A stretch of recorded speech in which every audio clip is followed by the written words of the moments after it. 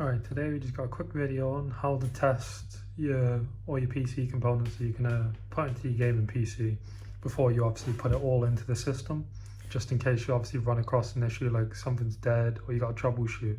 It's easier to do and it's outside of the case rather than messing around inside the case after you think you're nearly finished. Alright, so first thing you'd want to do is obviously lay out your parts that you're going to put into it. Graphics card, CPU cooler, motherboard, CPU, RAM, and obviously power supply to the side to test with. So first thing you'd want to do is, if your backplate isn't already in, which is this one's already in under the motherboard, you just want to slot that one underneath because it's literally just loose underneath. You just want to slot that into place. Alright, so I'll just quickly go through the CPU because normally that's the most crucial bit that people get a little bit confused with. You see the gold notch in the corner? Well, that will correspond to, see that little tiny triangle there? Well, that will correspond to the golden notch. So then, so you'd see that it's seated in fully, push down on the retaining clip, slot that in, and then that's as simple as it is to install the CPU. That way of installing the CPU would be for AMD, as Intel's slightly different because they have the pins on the motherboard rather than the CPU itself. What you would want to do next now is CPU cooler. So this one's new, so it's got the thermal paste already applied to the bottom of it. But you could go with Arctic MX4, that's another thermal compound if yours didn't come pre-installed with it, or Noctua do one, or loads of companies do different ones that you can buy. And obviously to install the CPU, you just put it onto the mounting pins, like so. I normally have the AMD logo going away from the RAM, so it doesn't block off the slots, because sometimes this will interfere if your RAM's too wide or too tall. And then all you want to do now is screw those down. So just screw these down. What I find helps me is if you hold it with one hand to secure the motherboard removing. Just like holding onto the cooler. And you just go around the side. Back one tightened. They bottom out, so you know when they're finished, because it won't turn anymore unless they start cutting the threads out of the back plate, but that only happens rarely.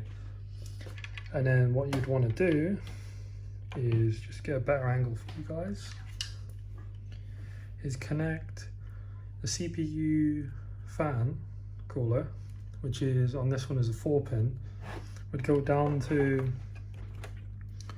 the 4-pin down there, which plug that in there. That's that plugged in. Then you can obviously hide the cable however you want afterwards, which is normally just like slot down beside the RAM and you won't see it, like that. And now we'll move over to the RAM. Alright, installing the RAM is pretty simple.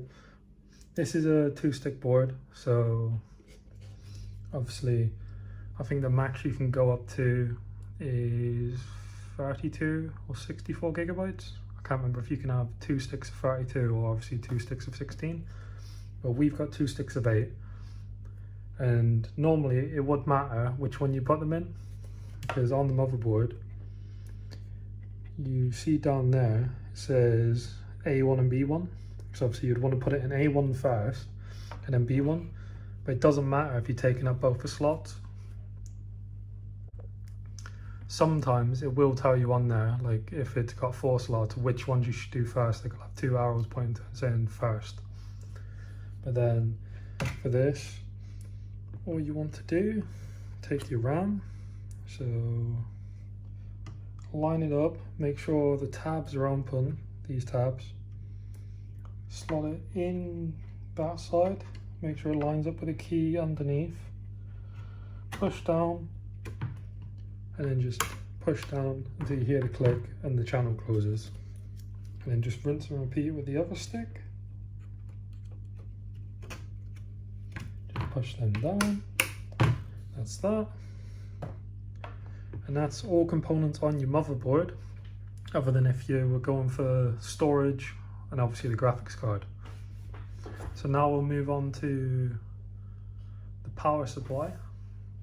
Alright, so now that we're on to the power supply, the only connections you're going to need to test will be obviously the power in, or main connector to the motherboard, the CPU connector, which is normally labeled CPU, and in this case it's 8 pins.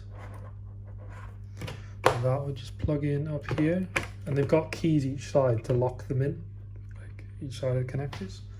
And the only other thing I'm going to need, which you might not need if your graphics card doesn't require additional power, is the PCIe cables, which I'll obviously need for the graphics card. And what I like to do is pick up the motherboard, take either the motherboard box or the power supply box in this case, have this moved up onto it, just so you have enough room for the graphics card to be installed. And obviously you just push that one down, and there we have that. So now we just take our PCIe power, which is pretty hard to do with one hand. 1 second, I'll just set up there. You take that, support the graphics card, and plug into there, and then that's the PCIe power done, which the connector is on the back of the PCB on the graphics card. So then this is what you should be looking at. So power supply, CPU power, motherboard power, and graphics card. That's all you need. Everything's pretty much built at this point outside of the case. So what we need to do now is hook up monitor, power to the power supply, keyboard and mouse, and then I'll cut back in a minute when we're ready to show that. Alright, so got everything plugged in, keyboard, mouse, plugged into the monitor. So what you want to do now, obviously because you haven't got a case power button, is down here it'll say power LEDs, and then next to the power button, if you bridge the 2 pins for the power button and turn it on,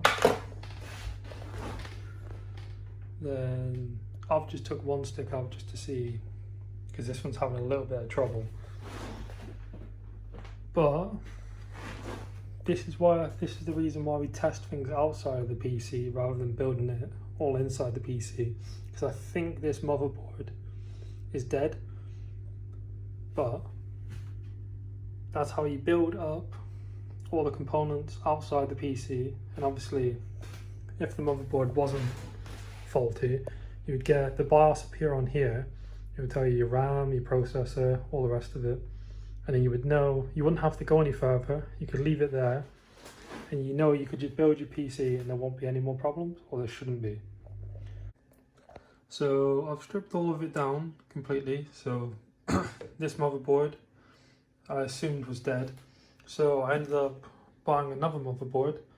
Obviously that one's a micro ATX motherboard, and this one's a full-size ATX, but ran it through the same building up procedure, put everything into it, and what you should see is you would get the BIOS up here. Once you turn it on, it would tell you the CPU frequency, temperature, memory, the size, the speed, and then you can obviously go through different bits and pieces. But normally if it gets to this stage, it means the components on the motherboard are good. So then you would go into obviously building it up into your PC case now. Same thing on this one, about obviously jumping between the power pins. You can see there, look, power LED, power LED, power, speaker. So what you do is you bridge those two red ones together. They're not always coloured, but if you bridge them two together, you'll knock the motherboard on.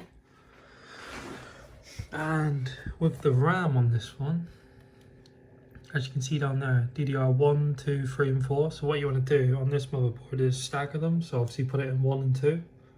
Sometimes they'll ask you to put it in 3 and 4 if it says first, but this one just wants it in 1 and 2. So obviously then it would be in dual channel. A good thing on these motherboards is they have the error indicators there, where you can see VGA would be for the video card or graphics card, CPU, boot. That would, obviously if it's going through the boot cycle, and DRAM for the memory. But so it's an easier way of working out if anything's wrong on your motherboard. Hope this helped you out, and thanks for watching.